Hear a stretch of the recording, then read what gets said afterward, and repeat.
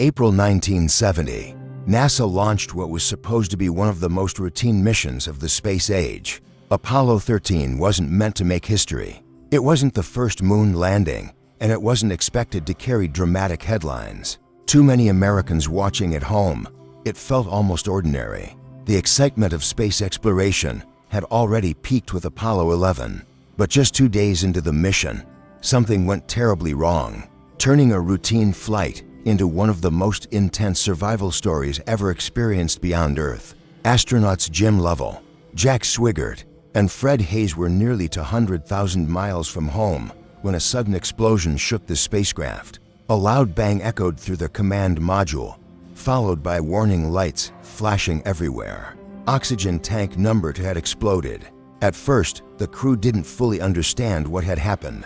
Then Swigert calmly reported the now famous words, "Houston, we've had a problem." It sounded controlled and professional, but inside the spacecraft, systems were failing fast.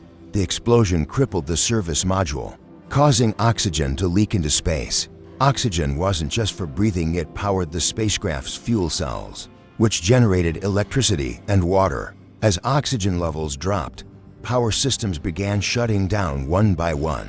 The astronauts realized something chilling. Their moon landing was over. The mission had instantly changed from exploration to survival. Back on Earth, NASA engineers faced an impossible situation.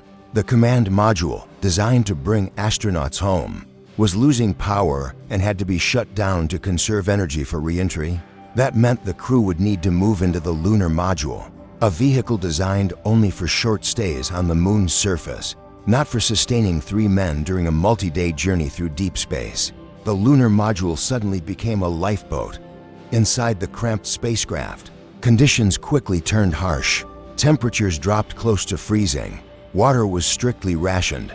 The astronauts wore layers of clothing to stay warm while condensation covered the walls. Every movement had to be calculated to save power. Even breathing became part of the survival equation. The crew remained calm, but they knew one mistake could mean never returning home. Meanwhile, engineers in Houston worked non-stop, racing against time. They had to solve problems no one had prepared for. One of the most dangerous issues involved carbon dioxide buildup. The lunar module's filters were designed for 2 astronauts, not 3. Toxic gas levels began rising. NASA engineers famously dumped random spacecraft materials onto a table and were told to create a solution using only what the astronauts already had on board. Plastic bags, cardboard, tape, and hoses were turned into a makeshift air filter. It looked ridiculous, but it worked. As Apollo 13 looped around the moon using gravity to slingshot back toward Earth, the astronauts saw the lunar surface pass beneath them, closer than most humans would ever come. Ironically, they reached the moon but couldn't land. Instead of triumph, there was silence and uncertainty. Communication blackouts added tension, leaving families and millions watching on Earth wondering if the crew was already lost. Another challenge emerged during re-entry planning. With most navigation systems offline, astronauts had to manually align the spacecraft using Earth's horizon and the Sun as references. Imagine steering your way home through space with almost no instruments, knowing even a tiny miscalculation could send you skipping off Earth's atmosphere forever. As the spacecraft approached Earth, one final fear remained. The command module had been powered down for days in freezing temperatures.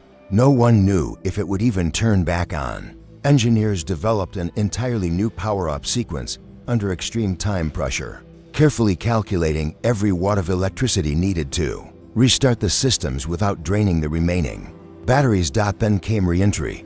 The capsule hit Earth's atmosphere at nearly 25,000 miles per hour, surrounded by plasma that blocked all communication. Normally, blackout lasted about 3 minutes. This time it stretched longer. For minutes passed, then 5. Mission control grew silent. Some feared the heat shield had failed or the capsule had burned up. Then suddenly, a signal returned. Parachutes deployed high above the Pacific Ocean, and Apollo 13 safely splashed down on April 17, 1970. Against overwhelming odds, all 3 astronauts survived. What was meant to be a failed mission became known as NASA's successful failure, proving that teamwork, engineering, And human calm under pressure could overcome disaster. The untold truth about Apollo 13 isn't just that astronauts survived an accident. It's that thousands of people on Earth worked together in real time to invent solutions that had never existed before. Engineers, mathematicians, flight controllers, many barely out of their 20s, quietly prevented a tragedy unfolding to 100,000 miles away. Apollo 13 changed NASA forever. Safety procedures were redesigned, engineering assumptions were questioned, and the mission reminded the world that space exploration isn't just about reaching new worlds.